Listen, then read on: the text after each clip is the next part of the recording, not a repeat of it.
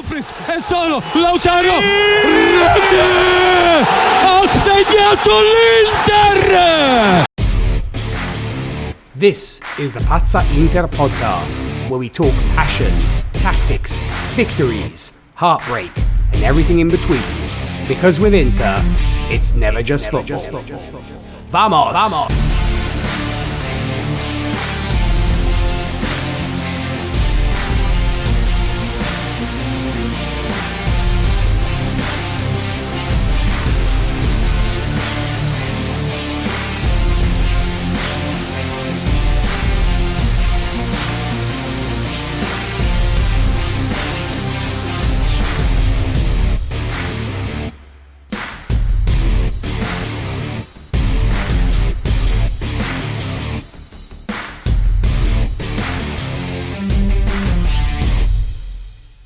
Ciao my people, and welcome to the Pazza Inter podcast.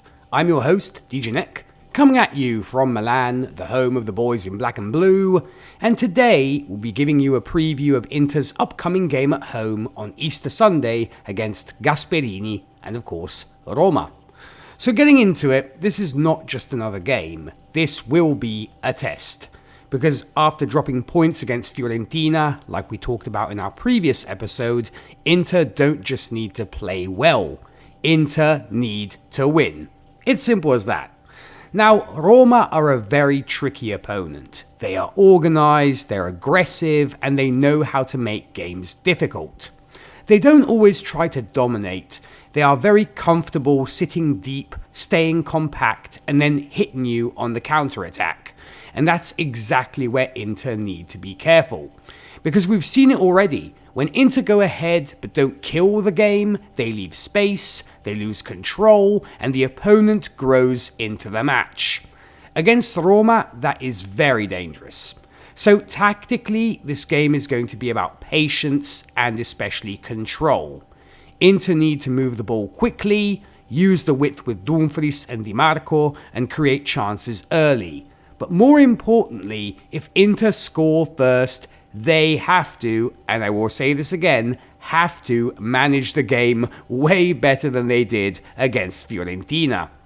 Midfield is definitely going to be a key battle. Barella's energy, Çalhanoğlu's control, and the overall balance of the team. That's where this game will be decided.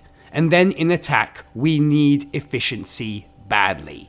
No wasted chances, no missed opportunities, because in games like this, you might only get 2 or 3 real chances, and you have to take them.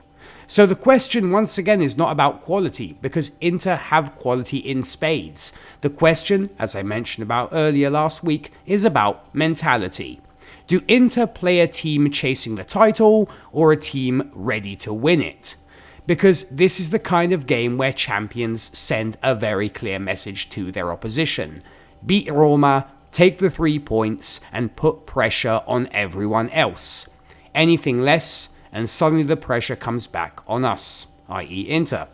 So, let's take a look at the lineup I expect Inter to go with against Roma on Sunday.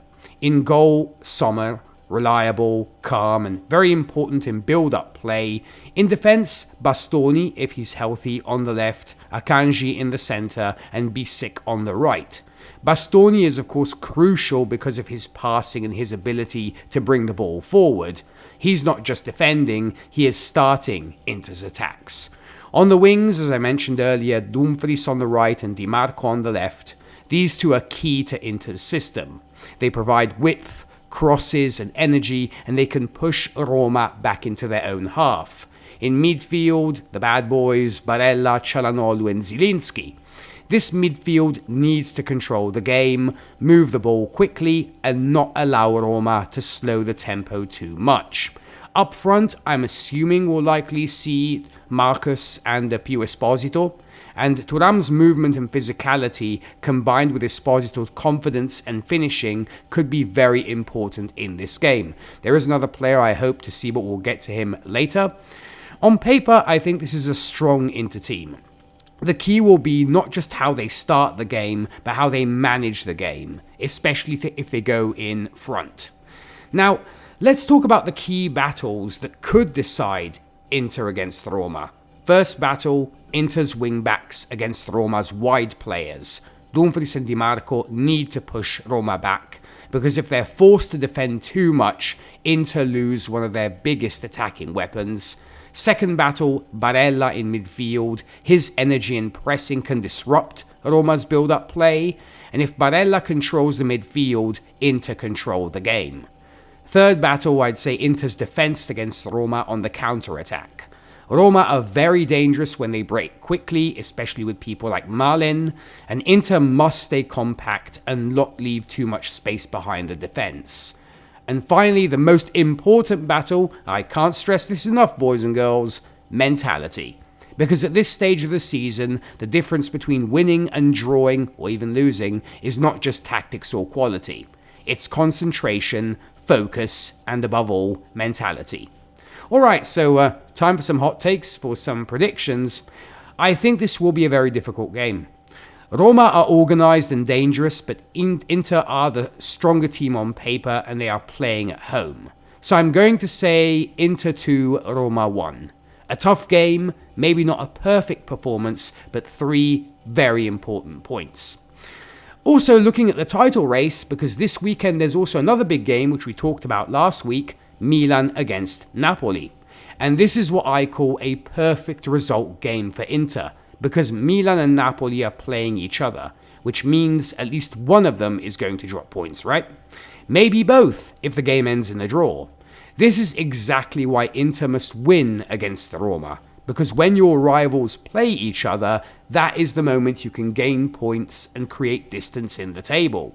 If Inter win and Milan and Napoli draw, that's a big weekend for us. If Inter win and one of them loses, that's also a big weekend for us. But this only matters if Inter do their job first. Because let's be honest, there's no point looking at Milan and Napoli if Inter don't win their own game. So the situation is very simple. Inter must win. And then we watch Milan against Napoli and see who drops points in the title race. Elsewhere in the Serie A, you have Juventus playing Genoa, and this is a kind of game that Juventus usually win. Not always, and it's often not always exciting, but they do tend to win these. So Inter should expect Juventus to take 3 points and not rely on them dropping points in this match. And then Como play Udinese. Como are in great form and full of confidence, and they're becoming a very dangerous team, especially at home. They're one of those teams that can surprise bigger clubs, as we've seen, if you underestimate them. So overall, this weekend could change the table, but only if Inter win first. Everything starts with Inter doing their job against Roma. Now, a big question which has been, I know, on a lot of Inter fans' minds, and me included, is the possible return of our wonderful captain, Lautaro Martinez. So if Lautaro is fit and ready to play, that does change a lot. Because Lautaro is not just a goal scorer, he is the charismatic leader. He presses, he fights, and he gives Inter personality in attack. If he starts, Inter have more movement, more finishing, and more experience in big games. If he's not ready to start, then maybe he comes off the bench, and that could also be very important, because having Lautaro come on in the second half against a possibly tired defense is a huge advantage. So this is something we have to watch very closely before the game, because Lautaro's presence can really change Inter's attack. I would say that even if he's only, say, 70% fit, this is the kind of player you want on the pitch in these games. So crossing fingers that Lautaro, of course, will return to the pitch this coming Sunday on Easter Sunday would be a nice little gift on Easter, of course. And hopefully everybody else will bring their A game to this very, very important match. And now we come to a little segment on this podcast, which I like to call Nerazzurri Legends. Players who have really shaped the history of our beloved Black and Blue club. And I think there's no better place to start than Mr. Giuseppe Meazza. Giuseppe Meazza, for those who don't know, was not just a great player. He was one of the first superstars of Italian football. I mean, he played for Inter in the 30s and became the symbol of the club. Heck, the stadium has his name on it. He scored hundreds of goals, won multiple league titles, and was the star of the Italian national team that won the World Cup in 34 and 38. He was very much known for his incredible technique, his creativity and personality. He was quite popular with the ladies too.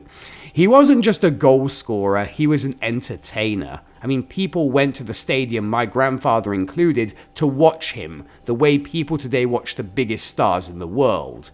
And that's why the San Siro Stadium is officially called Stadio Giuseppe Meazza, because he wasn't just a player. This man was a legend who defined an era of Inter, and I also say Italian football. So when we talk about Inter history, about the identity of this club, about greatness, Giuseppe Meazza is one of the names that built that history.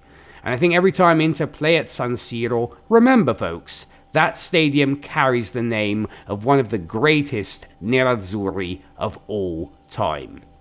So, that's it for today's episode of the Pazza Inter podcast. Remember, of course, with Inter, it's never easy, it's never calm, and especially, it's never boring, but we would not have it any other way. Here's hoping we can take 3 points against Roma. Share the podcast, of course, with a fellow Interista, and I'll see you next time. Thank you for listening. I have been your Italian DJ Nick, and as always, Forza Inter.